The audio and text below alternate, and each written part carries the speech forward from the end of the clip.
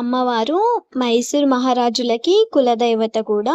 ఈ పుణ్యక్షేత్రంలో అమ్మవారి తల వెంట్రుకలు పడ్డాయని మన పురాణాలు చెబుతుంటారు.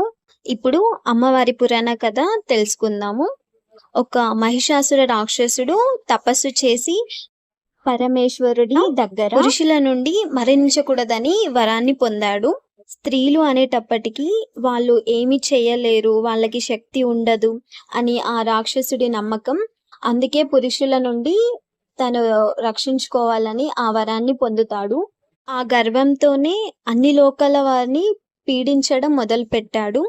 అందరూ అక్కడున్న వాళ్ళు భయభ్రాంతులకి గురై త్రిమూర్తులని వేడుకుంటారు.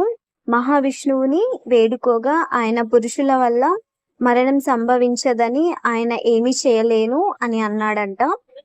ఇక ఈశ్వరుడు ఒక శక్తి స్వరూపిణి అంటే అమ్మవారి యొక్క శక్తి వల్లే ఈ రాక్షసుడు సంహరణ జరుగుతుందని అన్నాడంట.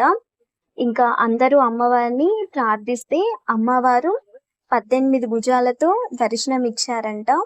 అలా దర్శనం ఇచ్చిన తర్వాత రకరకాల ఆయుధాలతో అమ్మవారు బయలుదేరి మొత్తానికి మహిషాసురుని సంహారం ఈ ప్రదేశంలో చేశారు. కాబట్టి ఇక్కడ అమ్మవారిని మహిషాసురవర్ధిని అని కూడా అంటారు, చాముండేశ్వరి అమ్మవారు అని కూడా అంటారు.